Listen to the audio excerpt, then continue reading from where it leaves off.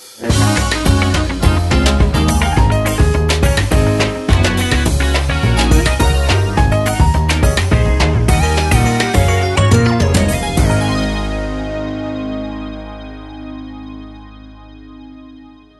and welcome to The Spark. I'm Matt, and by the grace of the Nashville Public Library, I'm here to talk about the creative process and the joy of appreciating the creations of others. Thankfully, I'm not going to do it alone. Joining me today is a DJ who plays records under the name For Good, both on various internet platforms and at venues around Nashville, including here at the library. More on that later. It's Hayden McMath. Great to be here. Thanks for having me, Matt. Good to have you. How you been? Been pretty good. Super busy. As usual, I feel like gearing up into the summer is always especially busy with work and family and friends, but doing well, enjoying the warmer weather, and excited for the summer. Yeah. And you had a DJ set a night or two ago, didn't you? I did, yeah. So I played at Lulo Sound Room, which is a new venue here in town, just opened up this year in 2025. It's in the Wedgwood, Houston neighborhood, right next to Cafe Babu, if you've been there. And then I played a week or so before that at Bad Idea in East Nashville, which is a wine bar. And it's really great there. I always love when I get to play there. Have you found playing at different venues and for different occasions that they have different distinct vibes to them depending on the space? Oh, yeah, for sure. The one that I played 2 nights ago at Lulo that's more of like a dance club. So they have a really nice sound system in there, low lighting, and that was like a little bit of a later party. And then Bad Idea was a private event. It was like a private corporate event. And so I was having to cater my selections a little bit to that. I don't have a ton of mainstream kind of pop music, but trying to pull the most recognizable records that I had for that to give some people familiar music that they could listen to while they chatted. But definitely different vibes per different venue, for sure. My first thought when thinking about what a corporate tinted DJ set would look like is just like, how many records of elevator music can I find? Absolutely, yes. And a lot of people coming up to me, turning me their phone with the Spotify app pulled up, asking me if I can play this song for them, or if I have a certain record, which is always funny. And just for the sake of the listener, is it exclusively vinyl, or will you change that depending on the venue you're playing? It depends. I do change it a little bit. I like to keep stuff pretty analog. So instead of bringing like a USB drive, if I am going to play something digital, I have like a large CD collection that I get into. Most of the great record stores in town or even in other cities typically have like a really good CD selection too that I would always recommend people to check out, because vinyl is growing in popularity, but CDs aren't really. And I love CDs. I like putting a CD on in the car. You don't have to think about what song's coming up next or having to change the music, even just like on a short drive. So I love CDs. So mostly vinyl, but if I am going to switch to like something digital, again, for something more like corporate where they have a very specific like vibe or set in mind, then I'll go to CDs. I have more questions about like how you prepare for certain venues and your preferences as far as medium are concerned. But zooming back, how long have you been doing this? Yeah, so I've been playing music since high school. I started out playing the drums, taking lessons, and I was in a couple bands in high school, which I really enjoyed. And that kind of paved a path for me for college.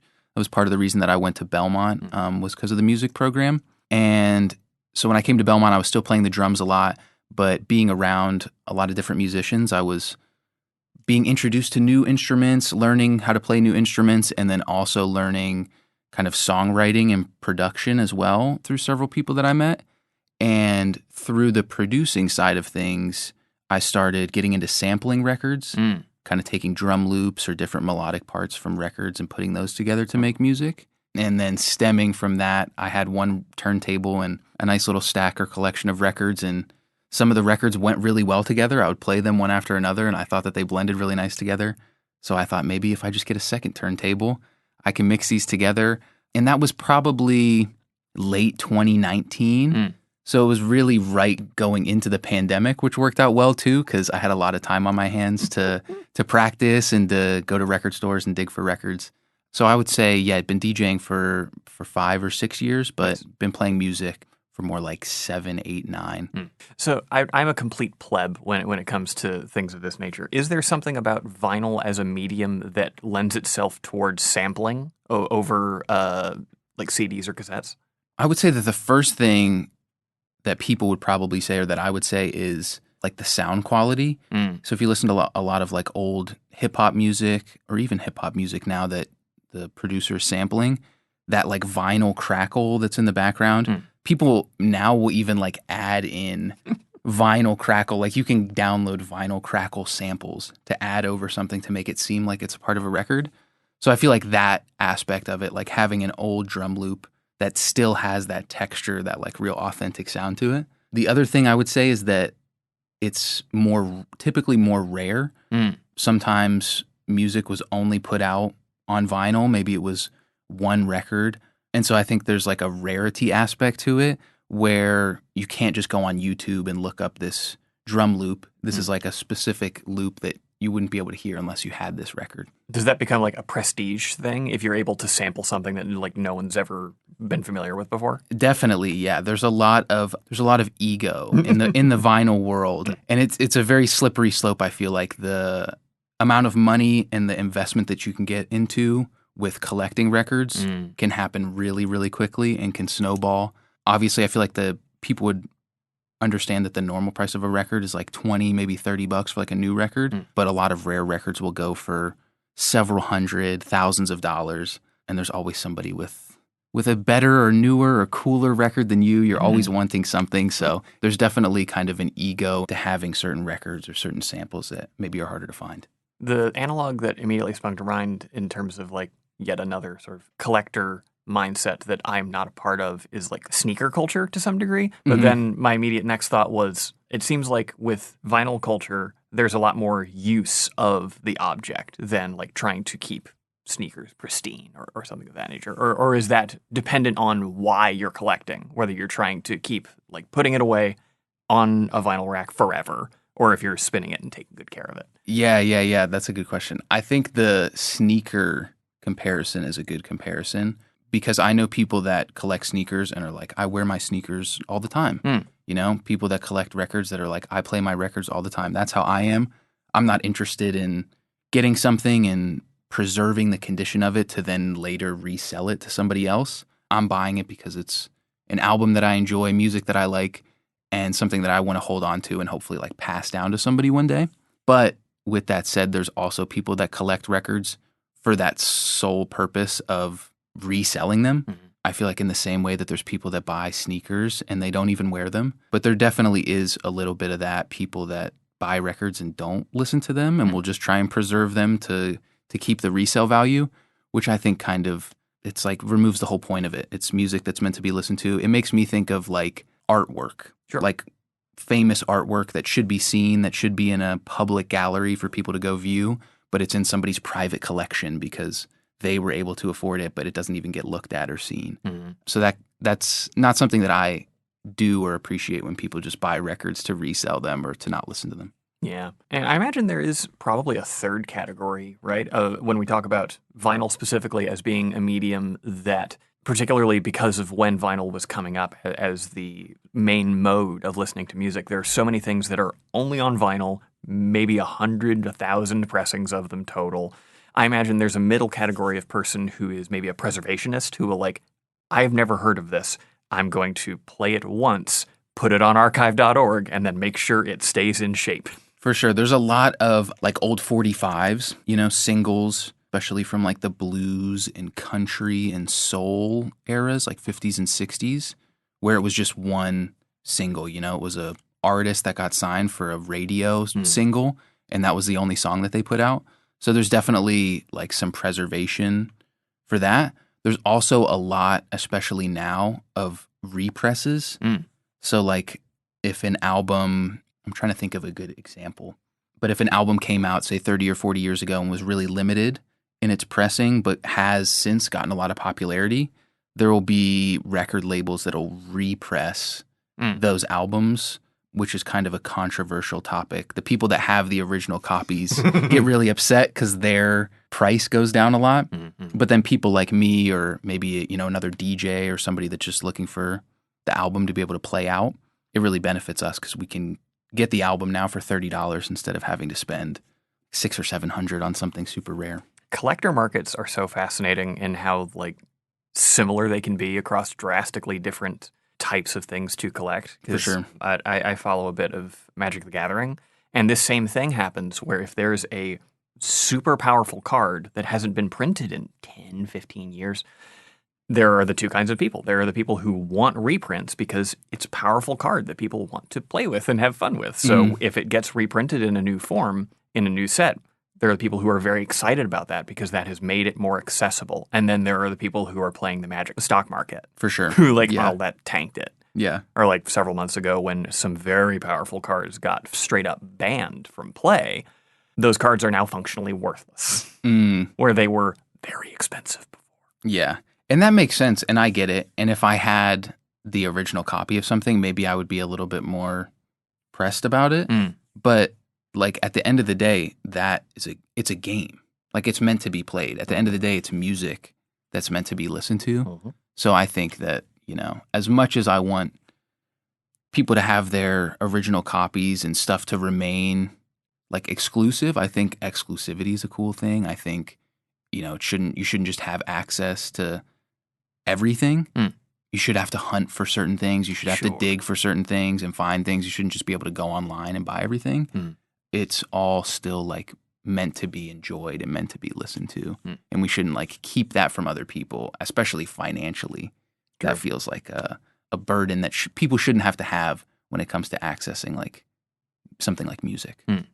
So when you say that you don't think everything should just be sort of readily available in that way and sort of talking about the hunt, what are you getting out of the hunt versus, say, a database that has everything you could want and you can sort of metadata it to find what you're looking for in that database? What are the pro cons there for you? Yeah, I think that I'll start out with the cons. I would say that, a con to not doing that. Because it's super easy now. There's so many DJ sets that are online and like DJ videos to just like pull somebody else's track list, everything they're playing. I liked all these songs. I liked how this set sounded. I'm just going to take all this and play it for myself. That's, not only like stealing from another artist, but also just so like not genuine, not authentic to like who you are. So I think that that's the first problem with people just like going online and looking up songs that other people play and just playing those without like taking time for themselves to think about what they really like. For me, I think there's certain things that you can only find by digging for records, certain things that you didn't even know would fit into something without looking in the wrong section, quote unquote, or being in a different store. So I think that's kind of a big appeal to me is, the best song, your favorite song at the moment, or the song that fits best in your next set, in a dance set, might be a rock song or might be a jazz song that you find looking in a jazz bin, but you wouldn't find if you were just online looking up best house songs to play or something like that. So I think that there's definitely a lot that comes to digging for records and everything not being readily available. There's also like a therapy aspect to it all, just going to the record store and flipping through records. When I do that, I can be in the record store for hours. I feel like when I started looking for records a couple years ago, my girlfriend would always want to come with me because she is a visual artist, so she really liked to look at the album covers and the text and everything, but quickly realized, like, you want to spend a lot of time in here. This isn't just like a 20-minute in and out thing. I definitely get a lot of kind of a therapeutic experience from it all, not thinking about anything else and just like digging for records. And the last thing that I would say, which I kind of just hinted on, is the art, like the album covers. Looking at songs and stuff on your phone and on Spotify is one thing, but to see the album cover, to see the album art like that big, to be able to hold it in your hands has something special to it too, I think. Yeah. And then it makes for great like decor in your house. You can have records around. People can see a cover that they recognize and ask about it. I think just like the scale of having records and the physical aspect is important too. Yeah, and these were a lot of conversations that were happening, at least in my perception, and I guess for a lot of people when they're teenagers, their perception is that everything when they were a teenager was the thing that was coming up and was new. But it seems like at least from my perspective, and let me know if you think differently, that around 15-ish years ago, which is when I was a teenager, is when the vinyl sort of resurgence started to really happen. And that was when I was hearing a lot of the conversations of like, why? What are the different appeals for different people? And for a lot of people, it sounded like it was this huge canvas on which to use like things to ephemerally build up the music, whether that's the slipcase, whether that's the physical vinyl, if you do like a color treatment, or having this huge space where you can shove posters in there. Totally. Yeah. The album art is definitely one of my favorites. Just being able to look through records. I'm thinking about like the Stevie Wonder album. Because it's such a great album, I was listening to it, but the original cover is like a gatefold cover that opens up and has a ton of great artwork on the inside. If you have like an original copy, it has like a lyric sheet booklet with it. Like so many extra things that you could go on Spotify and listen to it and see the front cover picture, but you're not seeing any of the other things that were included with it. So I love just putting on the record and then while it's playing, looking at the cover, reading the notes about the musicians. And this is Stevie Wonder's like self-title, or? It's the red album cover, Songs in the Key of Life. Ah, yes. How did I forget that? So keeping on the sort of the hunting and the visual nature of vinyl especially, what are you doing when you're like digging through bins in terms of like how do you judge whether something that you're just looking at the cover or what section it may be in, how do you judge whether something you've never heard of is going to be worth your time? Like, do you go online at all to see, like, what does this sound like before I drop money on it? Yeah, that's a great question. Some record stores have listening sections, which is always great. Phonolux in town, they have a turntable in the back where you can put on records and headphones, which is great. I always will try and do that, especially if the record's like a little expensive. Sure. And I haven't heard it. But COVID got away with a lot of listening booths at record stores with like the shared headphones and everything. True. So if I go to say like the Great Escape that's on Charlotte, I will typically go with like a pair of headphones, a pair of earbuds, and I pull out records based on a whole variety of things. I mean, people's names, if I recognize the producer, or because I was playing the drums, typically the drummer might stand out to me. Maybe if the cover just looks cool, if it looks like it might have something interesting on it. There's a lot of factors for what I'll pull records out for. And typically I'll go through a section or a couple sections, get a nice stack together, and then set aside some that I know for sure I'm going to buy, and then set aside a couple that I want to just listen to. And then I'll pull those up on my phone, play them through my earbuds while I keep looking through records. So I definitely will go online a little bit, but I much prefer if they have just a turntable in the record store and I can just pop the record on there. Especially because, like, I imagine quality of the record is mostly apparent visually, but I imagine that it's nice to be sure. For sure. Yes. Again, especially if the record is expensive, I'll listen to it. I think it's funny when you'll see people at the record store with their phone up to their ear and then look at the record that they're listening to, and it's like $2 or $3, and at that point I feel like, take the risk. Right. If you were curious enough If for you $2. were curious enough to pull it to the side, spend the $2 or $3, give the record store some money, like they probably need it, and maybe it's something you love, maybe you'll have it forever, maybe you won't, but at the end of the day, it was like $2 or $3. I think that's funny when people will be sitting there listening to something so intently. It's like, you can spend the $2. You can spend the $2. And doing it through the external phone speaker at that, that's going to give you a good read. Exactly. I know every time some of my musician friends will send me a track of like, hey, give this a listen. And for the first few years of them doing that, I would very frequently listen to it just through my external phone speaker. And I informed them of that at one point, and they went, please don't. Please put in headphones. That's so funny. Thank you. Whenever I'm like producing music, I'll make sure to listen to whatever I'm working on or whatever I'm making through like Apple headphones or just like regular earbuds, or bring my computer out to the car and plug it into the car to like hear it on the car speakers. That way you're not just hearing everything on like super nice, expensive monitors, because that's not the experience that most people are going to be listening to it. Right. Talking about literally judging things based on cover. This is a thing I think about a lot because I shelve books at a library, and we're talking about like the archetype of you're not supposed to judge things by covers, but also I feel like a lot of the time it is indicative of like how much effort went or inspiration went into a thing. If the thing that they commission or they themselves, the artist, put on the front to advertise their thing, their album or their book or what have you. For sure. I feel like that very, very, very often speaks to the product itself. And it sells short whoever they gave the responsibility to do that, to not take that into account. Definitely. There's a lot of bad book covers. Oh, yeah. So many. And I definitely buy books based on, especially at the library, when I'm just looking through a random section, we'll pick out books based on the cover or even like the info on the back. Right. Like whatever somebody said about it, what quote you pick to put on the back of the book, I feel like makes a difference. And the same for records. I've bought records that have had a statement on the back from the artist about making the music, and it's just been so like well worded and beautiful sounding that I'm like, there's no way that this is going to be bad. I just have to get this. Yeah, there's something about kind of seeing something, whether it's a record or a book, and kind of just getting that feeling like, ooh, this might be good, you know? Because at the end of the day, that's really what you're doing as a collector of anything, is just trying to find the next thing, trying to find your next favorite thing, and it's never ending, and you'll never find the thing. You just keep on going. And so to pick out a cover and see it and just have that feeling like, ooh, there's something good on here. I know that there's something good on here. It's kind of a one of one feeling. You know, you don't really get that anywhere else.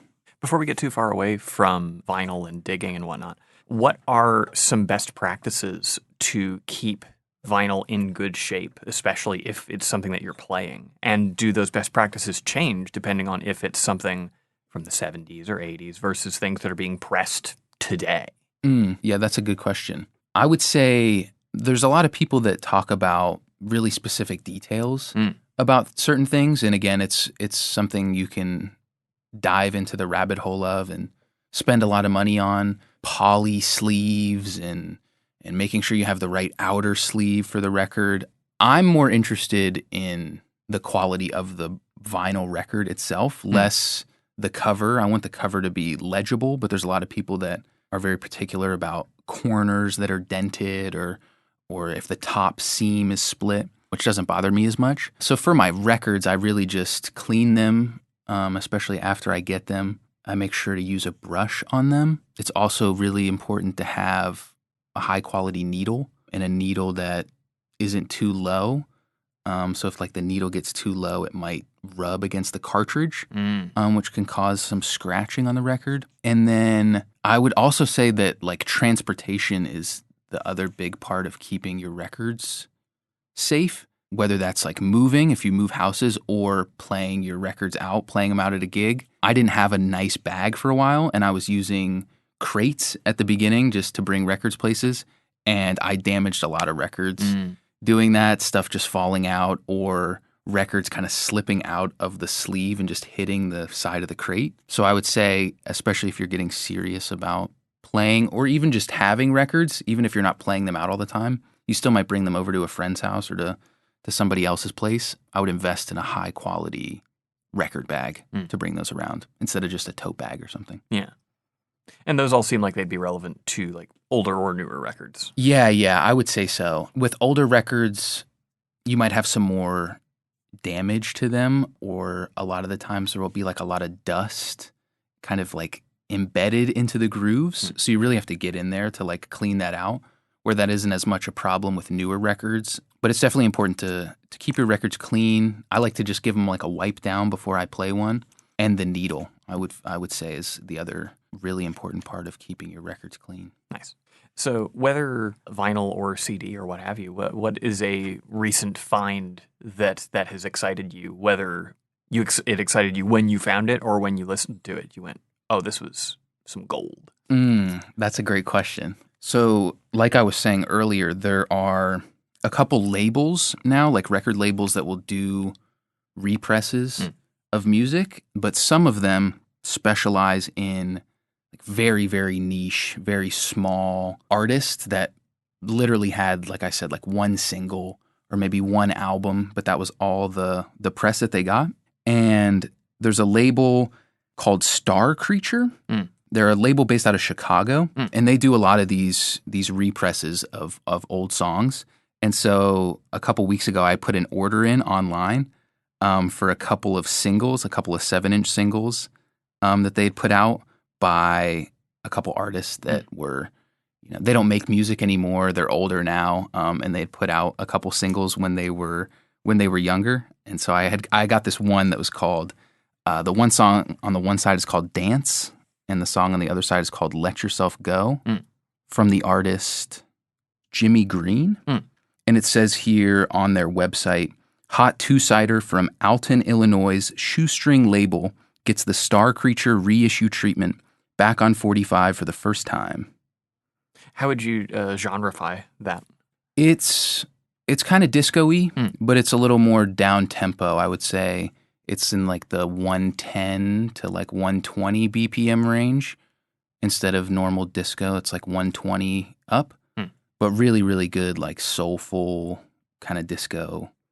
I was really excited about that one, and really excited when I saw them post that they were doing a reissue of that. Even though we had just talked about how controversial it was, that's probably one of my most exciting recent pickups. But I'm always going to the record store, always looking online, always trying to order new things. I try to not do too much of one or the other, try not to order too many records because that feels, like we were saying, a little too easy, a little too convenient. So if I do place an order or two, I'll try to, the next week to hit up the local record stores and make sure I'm spreading everything out evenly. Yeah. Just like how you can support your local bookstore and your local library. Exactly. So do you find yourself mainly being drawn toward sort of disco funk realms? Is that your wheelhouse, would you think? I would say I kind of just like what I like.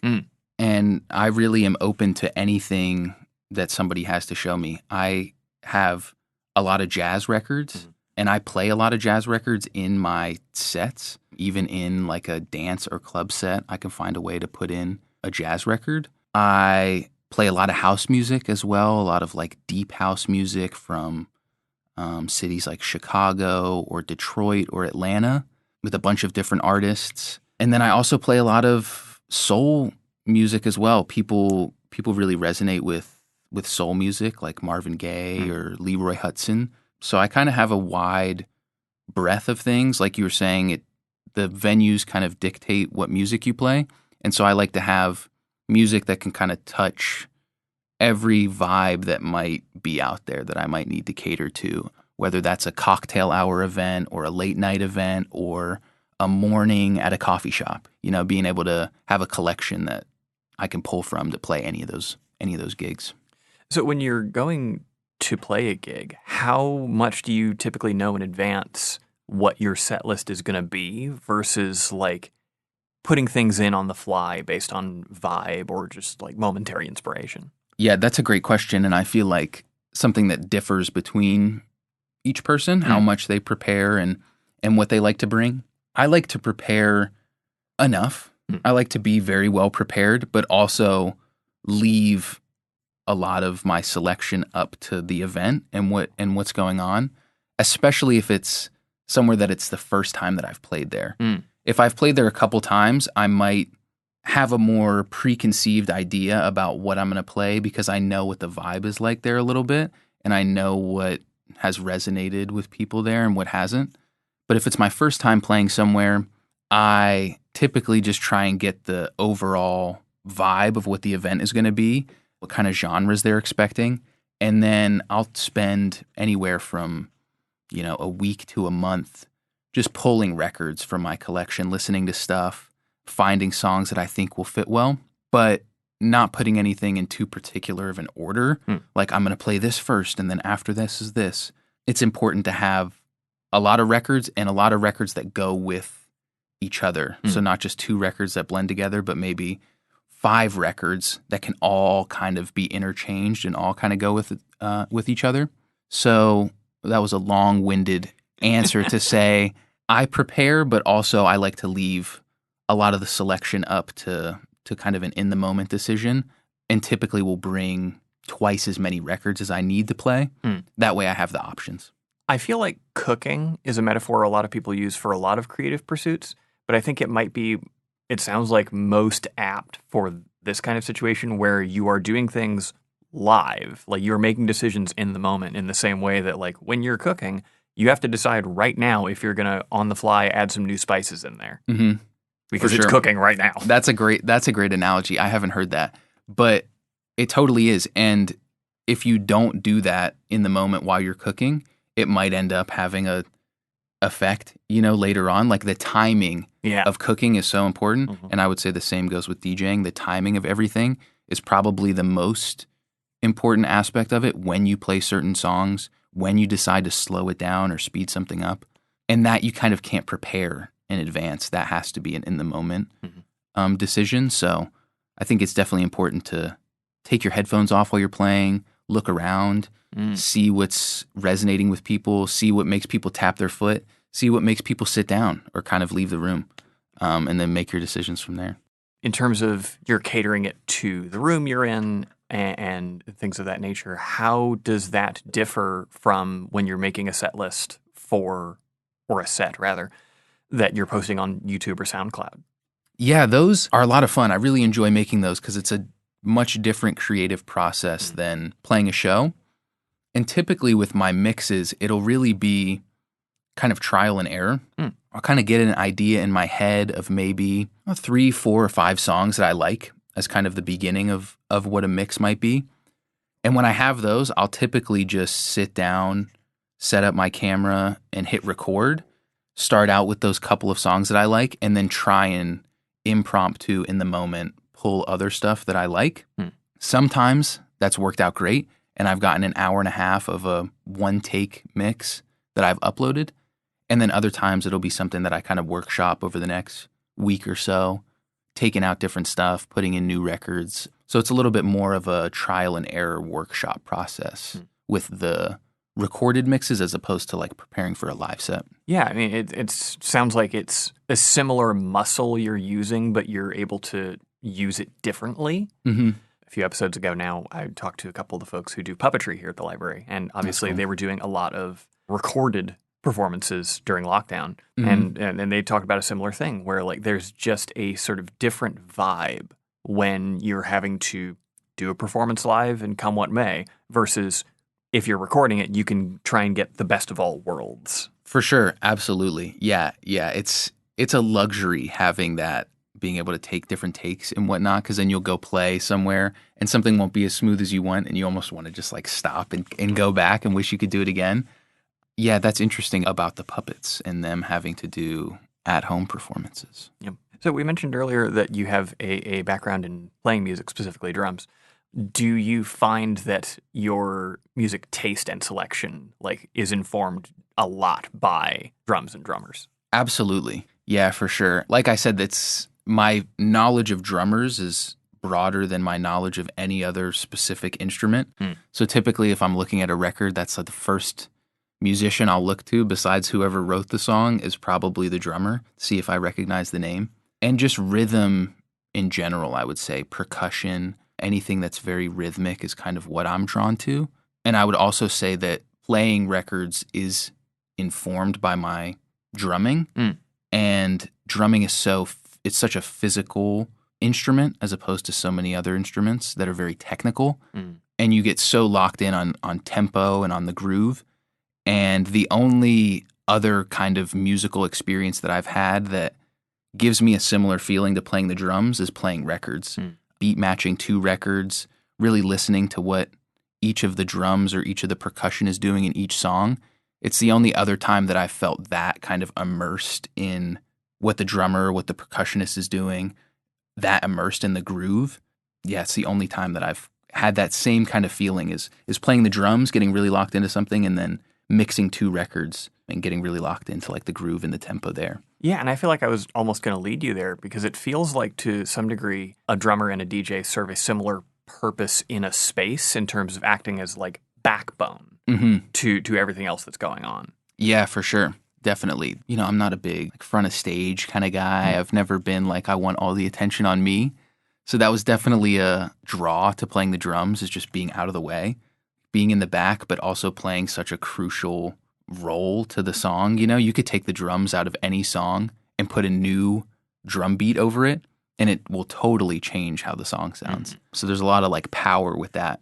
And same with being a DJ. Like there's a lot of responsibility and control in what you're doing. You can make the night a great night and change the vibe in whatever way you want, but simultaneously you can also make it a really not great night and put on music that people don't like, and it's a two-handed situation. At the same time, though, it does seem like there is a style of DJ who makes themselves a performer as well. For sure. Yeah, I think that's maybe becoming a new trend too, just with social media, and I think just wanting views and people to click on and like your stuff is like personality sells, and what you look like and how your setup looks and all those things I think can dictate how much people like what you do.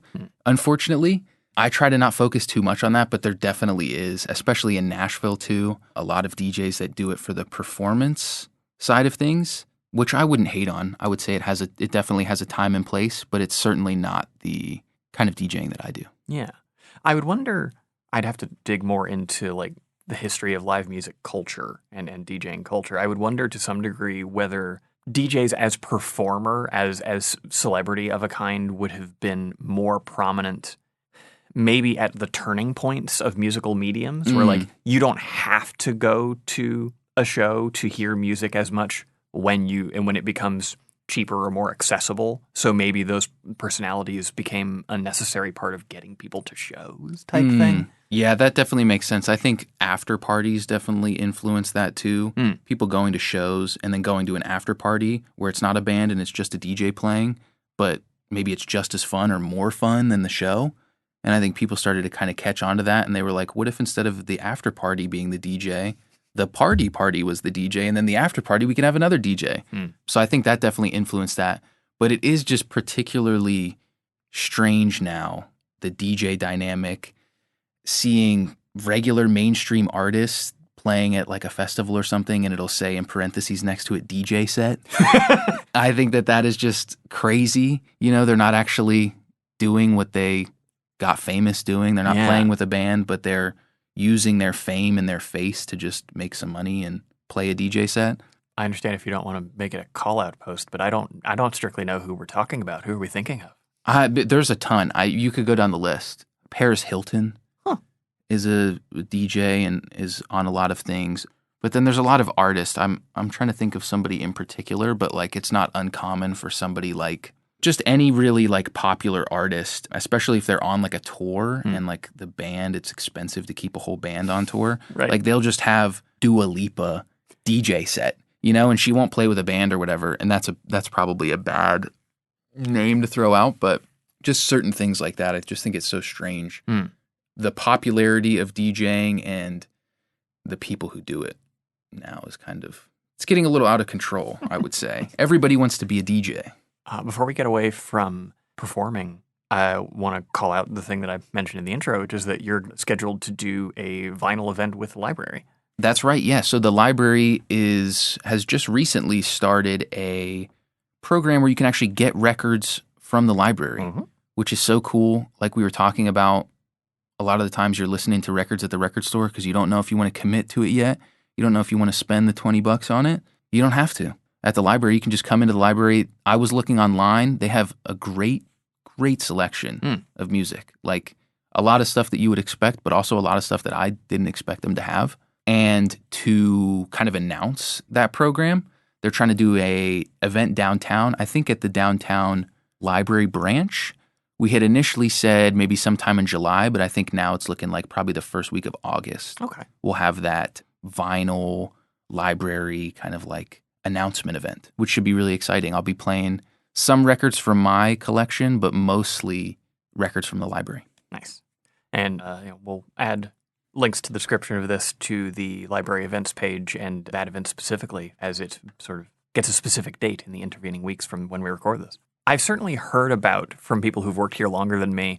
We have a CD collection, which is fairly robust as well. Mm-hmm. I've got some great jazz CDs from the library. But I've definitely heard about, from my coworkers, people who do more of the like USB stick style DJing who will just go to the library, check out dozens and dozens of CDs, upload them, bring them back. Mm-hmm. Yeah. Yeah, people do that with records too. I mean, they'll put them on, they'll like rip them onto an MP3 and put it onto a flash drive, which I totally understand. But again, there's something special about the record, something special even about a CD. Like, it's a lot smaller, but just having that like physical copy, again, seeing the artwork, there's just something special to it. And I was going to ask, because you mentioned that CDs are like, or would you say CDs are the other like primary analog medium you use? Yeah, for sure. Not trying to beat match a 8-track or anything? Reel to reel? No, maybe one day. There's some great DJs. If you look up Kerry Chandler on YouTube, Kerri, he is like an old school DJ and does a lot of DJ sets with like reel-to-reel tape machines, like rewinding tape and then pressing play on old school tape machines to line up 2 tracks, which is crazy. Wow. But if you were in a record store and found the same album on CD and vinyl, both in condition that you would want, both at a price commensurate with their medium, is there one that you would take over the other? Are there scenarios in which you want one of each? Yeah, I would say general, I'm going to pick the record. That's just kind of my first choice and my first, just like what I would prefer. I have a couple records that were like came with a matching CD, which I always like too, because I will like burn the CD onto my computer and then it's nice to have the album on my phone. But I would say I'm going to go for the record first. If I see 2, maybe it depends on how much the CD is. You know, if the CD's only a couple bucks, I might throw it in there too. CDs tend to be cheaper. But yeah, exactly. Yeah. But those are also getting more expensive now too. I feel like, you know, the rise in popularity, people wanting kind of physical things in a digital world, especially newer CDs, can be $15 or $20. And is that a thing, like maybe there's some bias in the fact that you are a person who like goes into these spaces that are deeply analog and analog loving, but is that a thing you're seeing where like people are becoming a little disenchanted with sort of the nature of digital streaming and whatnot and trying to have more physical stuff? Yeah, I don't know if it's maybe, you know, a desire to just do something, have something different, or if people are feeling the same kind of connection or attraction to records like I am. I'm not sure what is drawing people to it, but I definitely hear and see kind of a consensus, especially across people my age range, like mid to late 20s, wanting physical things, being more attracted to like physical objects and physical things in just like a super digital world. But I'm not really sure what is motivating that for each person. I feel like it might be different for each person. I imagine so, because in there are some scenarios where going analog or physical is more expensive. There are other scenarios in which it's less expensive. What sprang to mind for me is that my first car, which was a 1998 Saturn SL2, had all the buttons in the world. It was buttons and dials and switches 9 ways to Sunday. There were 2 different ways to adjust the speed of the windshield wipers so that like it was speeds and fine-tuning the speeds. So there were like 12 different possible windshield More wiper cars speeds. need that. Honestly, yes. And there's something about the tactility of all those little buttons and all those switches that I find deeply pleasant. So I imagine that's one factor. Yeah, for sure. I think it kind of yields to that therapeutic aspect of it. Like instead of just playing a song, you actually have to give yourself to the process of it all, of pulling out a record, turning on the turntable, turning on the mixer, turning on the speakers. Like I think when there's more involved in something, you get more immersed in it and you tend to not think about other things as much. And then I think for certain people too, there's like a connection. You know, maybe your parents had records. For me, my parents didn't have records, but my grandparents did. My grandfather had a lot of records. And so there's a little bit of that aspect. I remember going over to his house and seeing his records as a kid. But then at some point during the purge process and moving process, he got rid of all of his records. So for me, there's an aspect that I remember those records that he had. I'm drawn to that. And then I'm also drawn to the fact that he got rid of those and those could have been mine. So I can keep mine and potentially pass those down to somebody else one day. The thing my dad will bring up anytime this kind of conversation comes up, where there was a very specific garage sale we had when I was about 6 years old, and I was running my toy cash register and putting real money in it that day, and we were selling the majority of my dad's records because it was the early 2000s. Like it's like 2000. We weren't doing that anymore. No one was by and large spinning vinyl. Everything was CDs. MP3s were coming. Yeah. And so like a lot of his Beatles, a lot of his Led Zeppelin, out the door, gone forever. So yeah, very, very much got that same mindset, I think, of I want to hang on to things that I wish perhaps that we had hung on to. And I'm sure they went to good homes. Exactly. And I think, like I was saying, like my age group too, like I think younger people, late 20s, early 30s, like you're kind of looking for that connection back to your parents. You're getting older, you're maturing, you're realizing like, man, they had it hard. They had long days at work. I get that now. Coming back from a long day at work, you're kind of relating to your parents more and more. Your brain is almost done baking. Exactly. You're like almost there finally. It's almost there. And so I think that there's an element to that kind of makes people go back and think like, oh, my parents had, they like Sunday nights we would put on a record or whatever the connection is. I think that that's definitely getting people more interested in records.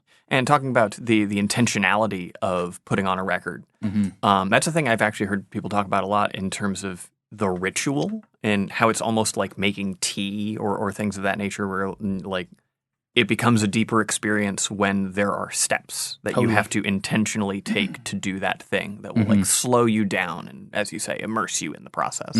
Yeah, I think that that's really important for me. Yeah, like I said, just after a long, stressful day, and music itself is a therapy in and of its own, just sitting down and listening to a song can be therapeutic, but when you add those extra steps, I think it just makes it that much more intentional. You're just being that much more intentional about listening to music. And then once you have kind of a record collection, it's just a great way of seeing all your favorite music too, as opposed to just going on your phone and seeing all the like songs or saved albums you have. This is like a physical, you can touch it, you can see it. This is your favorite music. You intentionally bought each one of these records. So I think there's a beautiful aspect to that, like picking each one, it being entirely unique to you. Nobody has a record collection that's exactly the same as you. That kind of leans into that exclusivity stuff that we were talking about earlier too. Yeah. No, the amount of times in a given week that I'll just sort of stand in front of my bookshelf and be like, this is nice. Exactly. I'm just here with my friends. Yes. There's something about it. I feel like if you're a collector of something, you get that.